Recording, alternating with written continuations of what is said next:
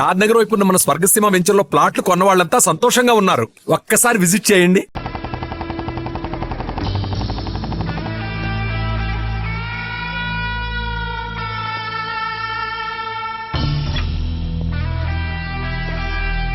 ఏంట్రా ఏంటి మీదకి వస్తున్నావు? ఏమన్నావురా? సిగ్నల్ పడకుండా ఎందుకు వెళ్ళావు? నన్ను నువ్వు ఏమన్నావు? బుద్ధి ఉందా లేదా అన్నాను. ఓహో,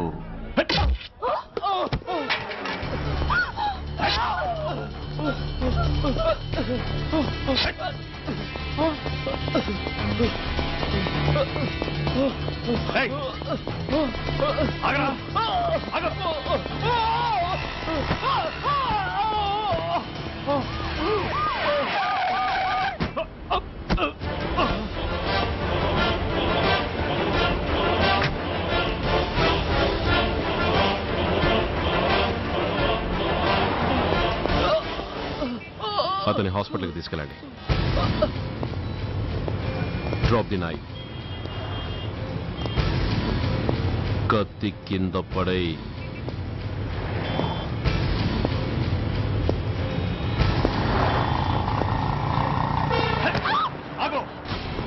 ముందుకొస్తే దీన్ని చంపేస్తా. చంపే. చంపితే ఏమవుతుంది? నిన్ను చంపడం నాకు ఇంకా తేలికవుతుంది. కమాన్, చంపే. ఆలోచిస్తావే కిల్లర్?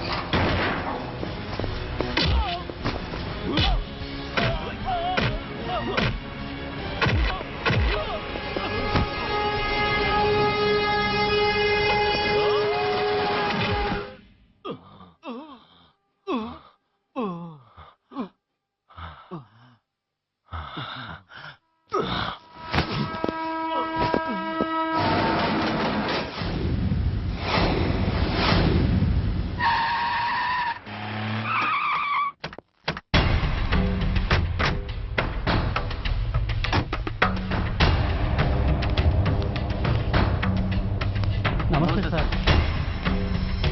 నమస్తే సార్.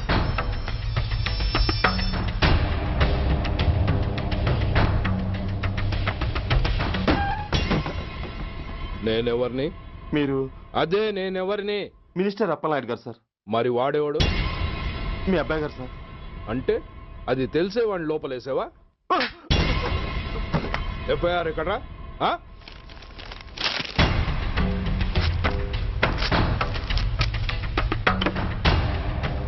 నువ్వే నా రైటర్వి? అవును సార్. ఆ? నీకెన్ని గుండెలుంటే మా వాడి మీద ఎఫ్ఐఆర్ రాస్తారా? రే సెల్ తాళాలు ఎక్కడ్రా? ఇదిగోండి సార్. నీ అబ్బా నాకిస్తారా? ఇల్లు తెరువు. అసలు ఎవడరా నా కొడుకుని అరెస్ట్ చేసింది? ఏసీపీ సూర్య గారు అంటున్నానా? తూ నీ అబ్బా సిగ్గు లేదురా? ఆడంగి నాయల్లా తన్నులు తినొస్తావరా? నా కడుపున చెడబుట్టావు కదరా. వెళ్ళు కార్లో కూర్చో. రేయ్, అసలే అడ్డదారులు అసెంబ్లీకి వెళ్ళినోడిని. నాకు సంబంధించిన విషయంలో ఎవడన్నా అడ్డొచ్చాడో అడ్డంగా నరికేస్తా. ఆ విషయం మీ ఏసీపీ గడికి చెప్పు.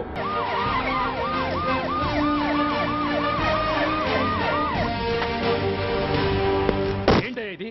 What is non sense? Uniform తీసేసి పోలీస్ స్టేషన్ మూసేసి బజారు పడతారా? మీరు పోలీసులు అనుకుంటున్నారా, గుండా అనుకుంటున్నారా? విలువలేని యూనిఫామ్స్ ఒంటి మీద ఉంటే ఊపిరాడడం లేదని తీసేసాం సార్. పందులు పందికుక్కులు స్టేషన్లోకి వచ్చేస్తుంటే వాటిని ఆపే శక్తి లేక తాళాలు వేసేసాం సార్. మిస్టర్ సూర్య, పోలీస్ వ్యవస్థ లాంటి ఎమర్జెన్సీ సర్వీసుల్లో ఇలా సమ్మెలు చేయడం నిషేధం. అదే ఎందుకని sir? Government doctors, nurses, postal department కూడా ఎమర్జెన్సీ సర్వీసులే. వాళ్ళు హక్కుల కోసం స్ట్రైక్ చేయడం లేదా? ఆఖరికి మాకు ఓ గుర్తింపు రిజర్వేషన్లు కావాలని కొజ్జాలు కూడా స్ట్రైక్ చేస్తున్నారు. వాళ్లకున్నపాటి విలువ గౌరవం కూడా మాకు లేవా sir? Mister Surya, you are crossing your limits. మీరు ఇలా చేయటం వల్ల కామన్ పీపుల్ ఎంత సఫర్ అవుతారో ఆలోచించారా? పోలీస్ అనేవాడు కూడా ఓ కామన్ మ్యాన్ అనేది మర్చిపోకండి సార్. ఇంతకీ మీకు ఏమన్యాయం జరిగిందయ్యా?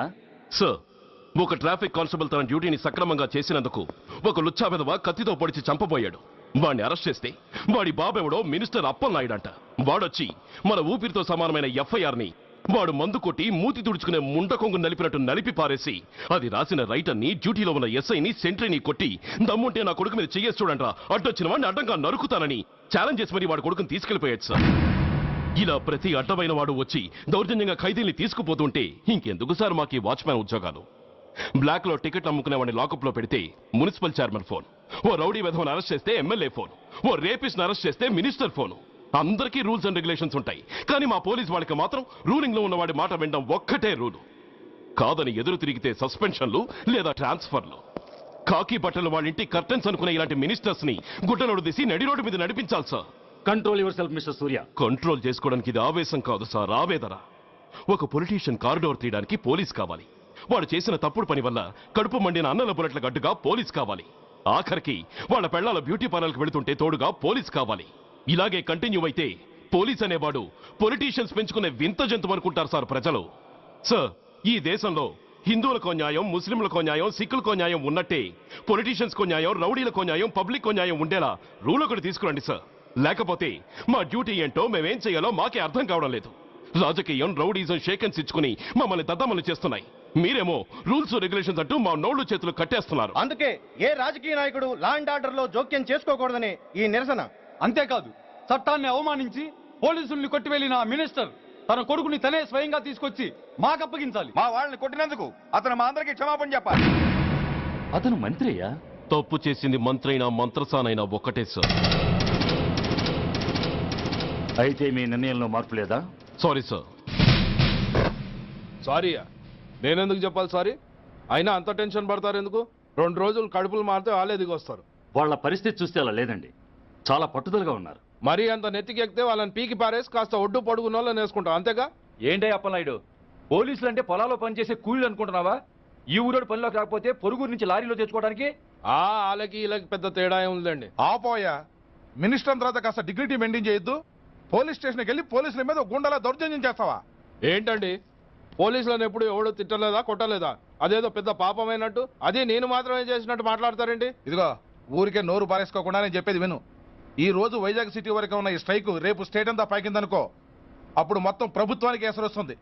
ఆ పరిస్థితి కనుక వస్తే నిన్ను పార్టీ నుంచి ఈగ ముక్కను పీకినట్టు పీకి పారేస్తారు. అప్పుడుగా నేను ఎందుకు చెప్పాను నీకు అర్థం కాదు. అప్పలనాయుడు గారు, ప్రెసిడెంట్ గారు చెప్పింది కరెక్ట్. గోటితో పోయేదాన్ని గొడ్డల దాకా తెచ్చుకోవడం దేనికి చెప్పండి? అయితే ఇప్పుడు నన్ను ఏం చేయమంటారు?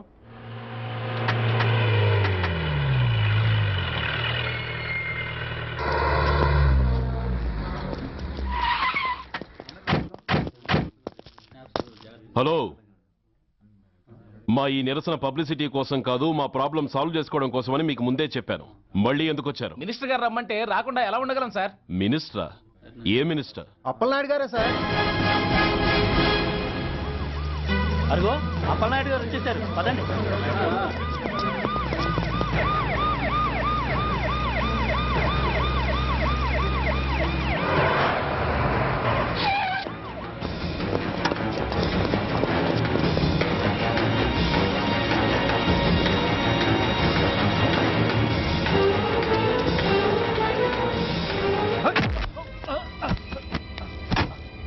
నా కొడక ఏమనుకుంటున్నారా?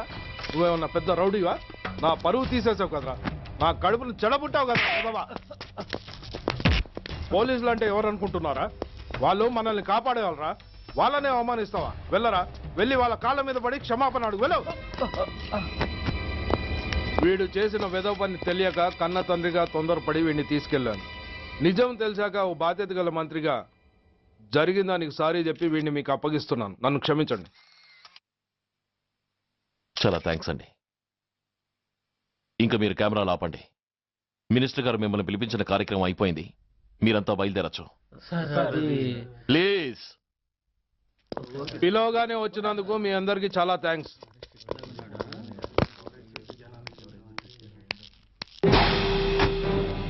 ఏంటయ్యా ఇది? ఎందుకు డోర్ మూసావు? ఏ సెక్యూరిటీ, అలా చూస్తూ నిలబడతా ఏంటి? ఏంటయ్యా ఇది? మీరు చెప్పింది చేశానుగా, నా కొడుకుని మీకు అప్పగించాను, మీ అందరికీ సారీ చెప్పాను, ఇంకా ఏంటి?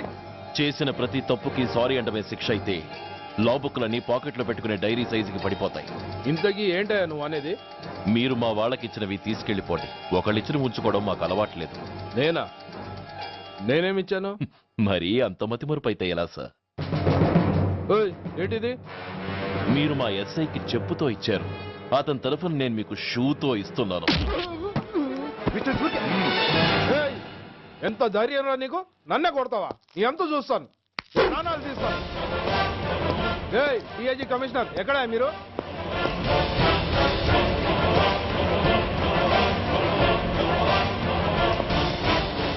ఇది మా రైటర్కి ఇచ్చింది, ఇది మా సెంట్రీకి ఇచ్చింది. ఇక ఒకటే ఒకటి మిగిలి ఉంది. ఇంకోట ఏంటది? ఈ ఎఫ్ఐఆర్ ని నడిపినందుకు.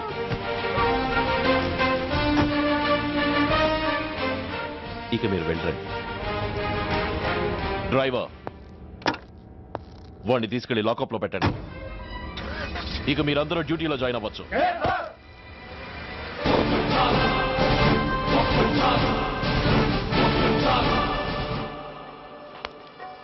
Hello, excuse me. స్మోక్ చేస్తూ డ్రైవింగ్ చేయటం అపాయకరం. Sorry sir. స్మోక్ చేస్తూ వాకింగ్ చేయటం సురక్షితం.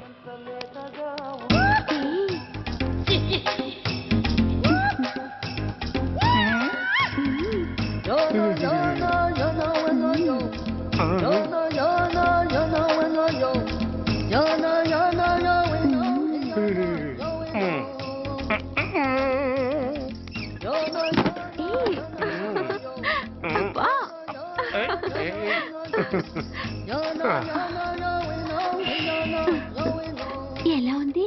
అబ్బో సూపర్. తాపేశ్వరం కాజా అదిరింది. మరి నాకు ఇచ్చేస్తే నేను వెళ్ళిపోతా. ఏంటి ఇచ్చేది? నా పంతనానికి పేమెంట్. ఏంటి అర్థం కాలేదా? ఆడాళ్ళలో నువ్వు ఎలాగో, మగాళ్ళలో నేను అలా అనమాట. ఇచ్చో ఇచ్చో ఇచ్చో ఇచ్చో. దొంగ సచ్చినోడా, నాటకాలు ఆడుతున్నావా? మర్యాదగా నా డబ్బులు ఇచ్చే. ఓయ్, సీను మార్చద్దు. ఇప్పుడు నువ్వు నన్ను రమ్మన్నావా, నేను నిన్ను రమ్మన్నానా? నేనే రమ్మన్నాను. లోపలికి వచ్చి నేనేమన్నాను? ఎంత అన్నావు? నువ్వేమన్నావు? 100 అన్నాను. కదా, అంటే నా పర్సనాలిటీకి నువ్వు కట్టిన రేటు 100 అన్నమాట. అదే నేను అడిగాను. ఇచ్చో ఇచ్చో ఇచ్చేమ్మా. ఏంట్రా ఓవర్ చేస్తున్నావు? మర్యాదగా నా 100 నాకు ఇవ్వు, లేకపోతే నా లంగా బొందికి నేను ఊరేసి చంపేస్తాను. Help help. కష్టాలు పడితే చంపేస్తానంటుంది. ఈ అన్యాయాన్ని ఎదుర్కొన్న నాదుడే లేడా? అరవకు. ఏదో మొగుడికి తెలియకుండా వారానికి ఒకసారి ఇక్కడికి వచ్చి గుట్టుగా బిజినెస్ చేసుకుంటున్నాను. నీకు దండం పెడతాను, నన్ను అలర్పాలు చేయమాక. నువ్వేమి ఇవ్వక్కర్లేదు, వెళ్ళిపో. మంది హైటెక్ బ్రెయిన్. నీ పేరు గంట గంగారత్నం, మీ ఆయన పేరు గంట గురనాథం. ఆడు ఎలక్ట్రిసిటీ బోర్డులో పనిచేస్తున్నాడు. డోర్ నెంబర్ 14/14, లింకు రోడ్డు, ఫిట్టింగులు పేట, విజయవాడ 2. ఇది నీ అడ్రస్. నేను మంచోని గనక కమిట్ అయిన 100తో అడ్జస్ట్ అయిపోతున్నాను. ఆలస్యమైందనుకో అది డబుల్ అయిపోద్ది. ఇచ్చే నోటు చేతిలో పెట్టు. థ్యాంక్స్. దున్నపోతులా ఉన్నావు, ఆడదాని ఉసురు పోసుకుంటున్నావు, ఎయిడ్స్ వచ్చి చస్తావు. Sorry, no chance. హెల్మెట్ లేకుండా నేను యుద్ధానికి వెళ్ళను. ఎత్ర నారీ వర్ధంతి తత్ర జీవనం సుఖాస్మనం. అంటే నాకేం తెలుసు? ఎప్పుడో విన్నాను, ఇప్పుడు అనాలనిపించింది అన్నాను. వస్తాను.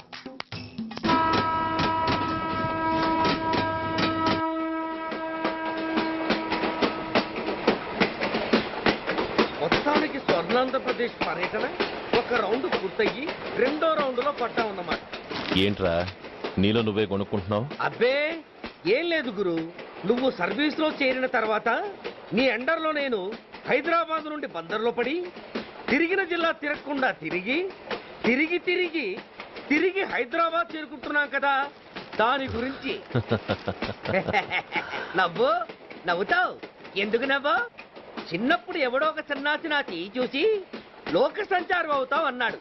దాంతో నేను ఏ విమానం పైలట్లో షిప్ కెప్టెన్ అవుతాననుకున్నాను, కానీ ఇలా నీతో పాటు తిరుగుతూ రాష్ట్రమంతా సర్వే చేస్తానుకోలేదు. ఏడ్చావులే.